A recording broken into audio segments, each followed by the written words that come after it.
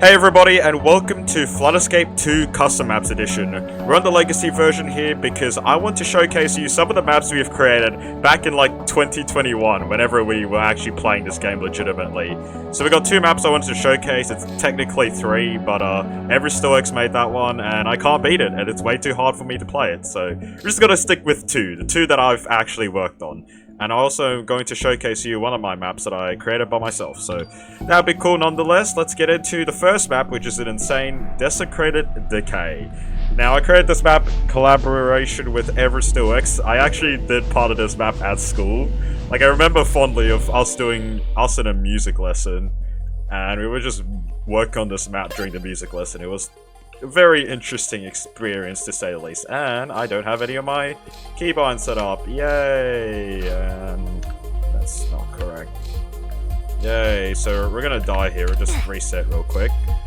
But Desecrated Decay came about because, you know, we wanted to make a map and whatnot. This is old stuff, by the way. This is 2021 stuff. Before all the new changes, before all the new stuff came out. So that's why everything looks so ugly and old. For this map, we were inspired by Beneath the Ruins, except not really at the same time.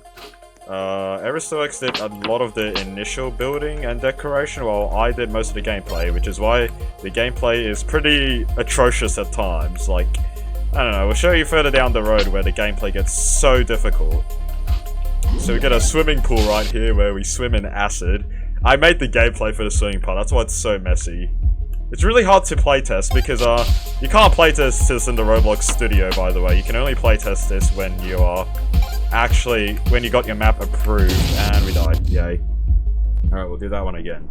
But you can only playtest your maps once they get approved to once they get approved to Flood Escape 2, which had to be done manually by Crazy Blocks. Ridiculous, I know, but it took a very long time. It took about a few days, because you had to go to the Discord, open a ticket, submit the map ID, wait a couple days for him to do scripting and whatnot, and it'll be out. It was a very, very long process, but it actually did work out after all. I know nowadays you don't even have to do that. I think he doesn't care anymore. You can just upload maps whenever you feel like it. It automatically does it for you, so it's a bit crazy, but yeah, that's how the system worked back then. Just wait a very long time for this to actually be out. So you could actually playtest it.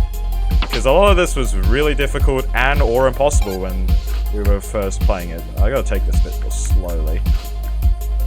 Okay, so we got a button up here, whatnot. And a bunch of wall jumps. Oh my god, the lava's rising. Oh my god. Okay. So, yeah, welcome to the final room where the lava textures don't move at all. Amazing. Okay, we get that, and oh my god, you can see the map. Oh my god, you can just see the rest of the map. That's crazy. Alright, let's lock in. Let's do this final bit right here. You can see here, I already know the lava's not going to rise in this last bit because it doesn't work. The script doesn't work. But you can just see here how messy this room is and how messy the whole map is. Okay, now let's lock in for the final bit, which is really difficult because of how small the platforms are. So we're going to do this in first person, and a ridiculously long jump here.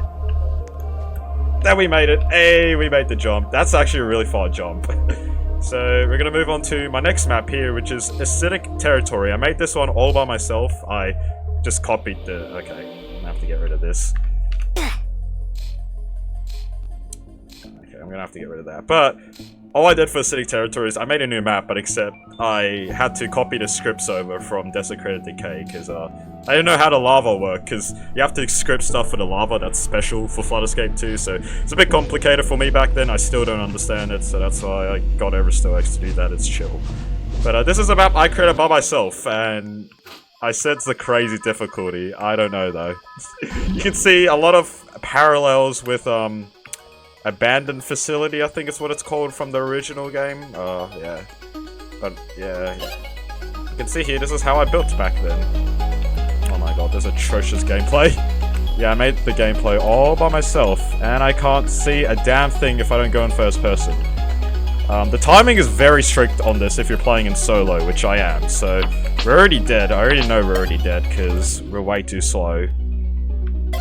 And we got the swimming part right here. Another swimming part that is actually quite difficult, I think. Oh my god, we got stuck. Oh my god, are we gonna make it? We're not gonna make it. Alright, well, let's do that one again. This is a very difficult map on solo, and I playtested this a lot of times back when I was first creating it, because yeah, I wanted to make this really difficult, and I did. Like, there was a lot of changes, and I made a full showcase video back when I first released this. I think it was like early 2022 or whatnot. Now, yes, back then, when I first played Flutterscape 2, I used to only play in first person. Now I play in shift lock, but I used to only play in first person, which was a little bit ridiculous, but for this map in particular, it's very useful because it is so tight. Like, you can't see a damn thing if you're in shift lock, third person, whatnot. Button there. Oh my god, this is so tight. Oh my god, 0%, bro! That's crazy work right there. I'm just gonna play in first person, bro. So you can clearly see there, I messed around with that a lot to make it so it's that tight. Alright, time for this part. Okay. I suck at this game. If I don't beat it on this attempt, I'm just gonna show you guys what the file looks like on Roblox Studio, and you guys can imagine what it's meant to look like. What the rest of the level is meant to look like, because this is so hard. Maybe I'll stop taking the shortcuts. Now, obviously, me being a stupid idiot and not knowing how Roblox Studio works back then, I had to use a couple free models. Here and there, like the sign there's a free model. What else are free models? Some of the platforms here are free models. And a lot of the decoration are also free models. Like, the wiring you see on the walls are free models, which I know they seem very, very easy to make, but now they're free models. And a lot of the lighting in here is free models, because I didn't know how lighting worked back then. Can we make this, please? Yeah, 6% GG.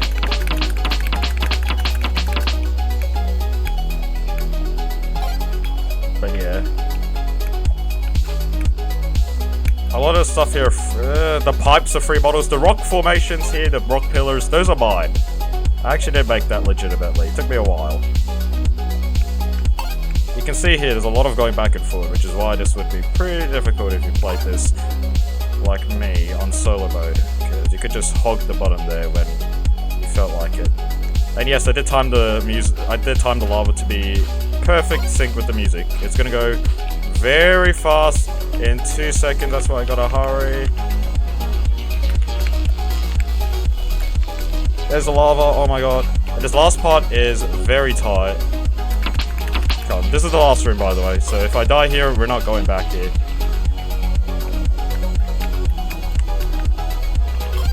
Please, oh god, it's rising.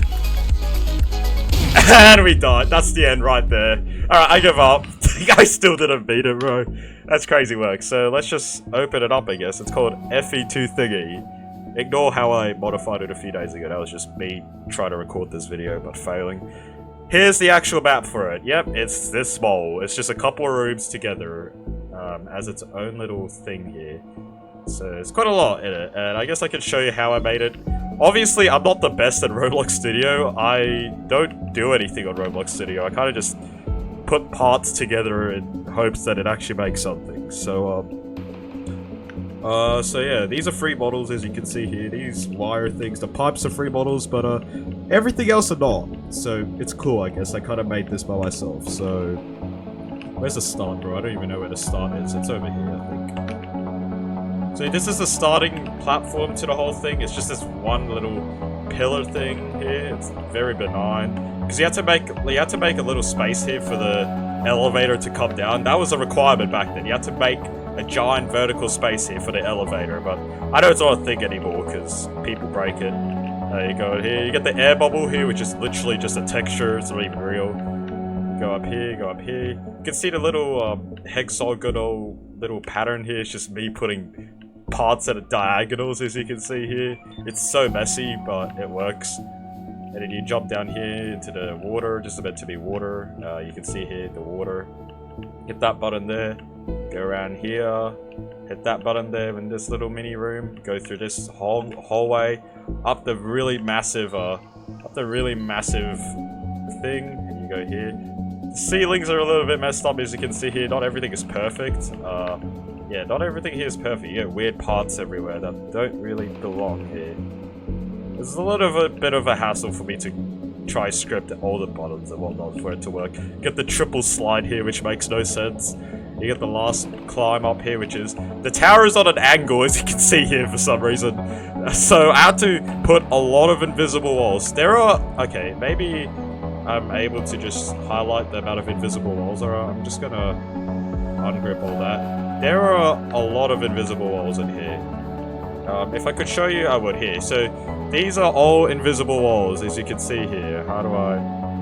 Transparent, 0. So I guess I could show you all the stuff I had to put in to make this map actually work, because yeah, a lot of shortcuts were found out that I didn't really particularly like. So massive walls like this thing right here.